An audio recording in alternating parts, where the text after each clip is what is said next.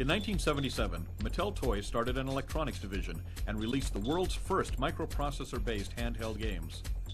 The same year, Atari released the Atari 2600 video game system. Mattel Electronics started development on its own video game system, Intellivision. Test marketed in 1979, it was officially introduced in 1980. Initially, Mattel stressed that Intellivision was intelligent television, not a toy, but the cornerstone of a home computer system that would be as educational as it was entertaining. However, Mattel quickly discovered that driving the sales of Intellivision were its screen graphics, which were higher resolution than the Atari 2600. Mattel capitalized on this with a blitz of TV and print ads that featured side-by-side comparisons of the Atari and Intellivision systems. Sales of Intellivision skyrocketed. The video game wars had begun.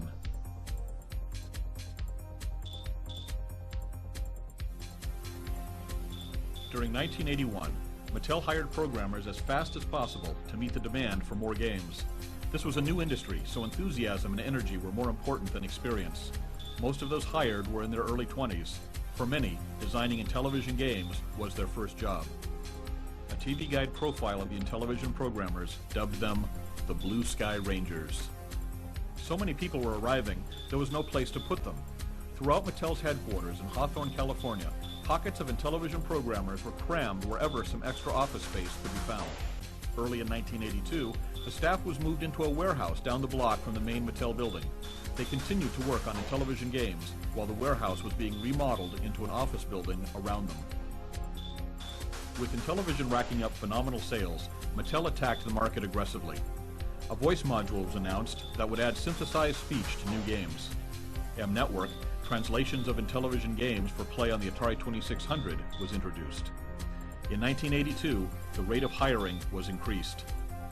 Soon there were well over 100 programmers, artists, managers, writers, and others on the second floor of the converted warehouse, all working on game software. The windowless warehouse was open 24 hours a day. The pressure of deadlines was constant. Working late or all night was normal. Because of the odd hours, the programmers, mostly young and single, tended to socialize with each other. Working at Mattel, one artist remarked at the time, was like living in a college dorm. Life seemed to be half stress, half party.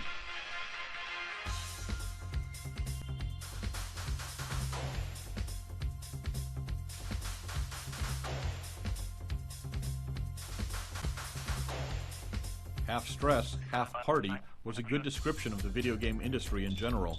By summer 1982, the Atari and Intellivision war was in full swing. The Atari 2600 was in over 10 million homes, the Intellivision in 3 million. Successful games sold 1 million plus copies. Other companies were now producing games for one or both systems. Soon, a glut of titles flooded the store shelves. Competition was growing increasingly cutthroat. Many of the games in this glut of titles were rushed to market and were of poor quality. Disappointed consumers turned their television sets from video games to the hot new thing, MTV. But Mattel stepped up development and hiring. Intellivision 2 was introduced. It would play existing Intellivision cartridges and, with the optional System Changer module, also play Atari 2600 cartridges. The Intellivision 3 was announced as the answer to the new higher-resolution ColecoVision system. Intellivision 3 would play existing Intellivision cartridges at normal resolution, plus new higher-resolution cartridges. M-Network expanded into computer games for the IBM PC and Apple II. A new programming division was opened in Taiwan to handle the overflow from California. Another programming division was opened in the south of France to develop games for Intellivision's fast-growing European market. The early keyboard component, which had only been released in test markets, was replaced by the Entertainment Computer System. And Mattel Electronics' new non-Intellivision computer system, the Aquarius, made its debut. This aggressive and expensive development took its toll. Mattel Electronics started posting massive losses. It was hoped that the spending would pay off once the new product hit the market. The June 1983 Consumer Electronics Show in Chicago was expected to be the turnaround. Mattel Electronics made a huge splash.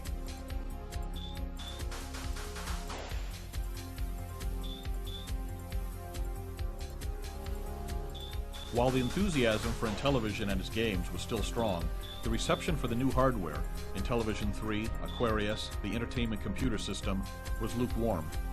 Too little, too late, commented one analyst.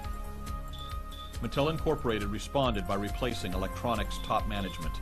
A new team was brought in to stress software development over hardware.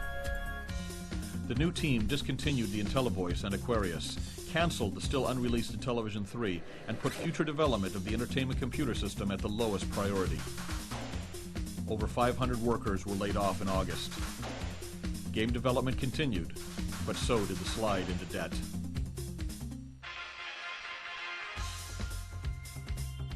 In October 1983, Mattel Electronics announced losses of over $280 million for the year.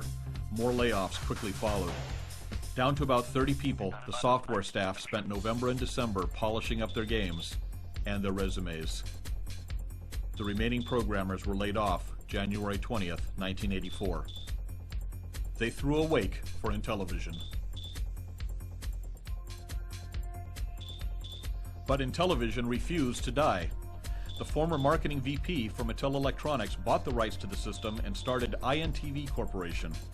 INTV contracted with some of the original programmers to create new Intellivision games. Running a low-overhead operation, INTV was able to supply Intellivision owners with new games throughout the rest of the 1980s. But in 1990, with the rise of new video game systems led by Nintendo, interest in Intellivision games faded. INTV was forced to close up shop.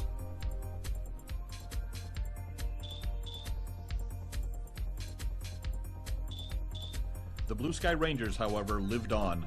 The original programmers, many still working in the game industry, regularly got together for reunions and parties. In June 1995, they started a website about how the Intellivision games were created. The response was overwhelming. Thousands of fans who grew up with Intellivision wrote in, wanting to play the games again. So Intellivision Productions Incorporated was formed to bring the original games to new platforms and to new generations.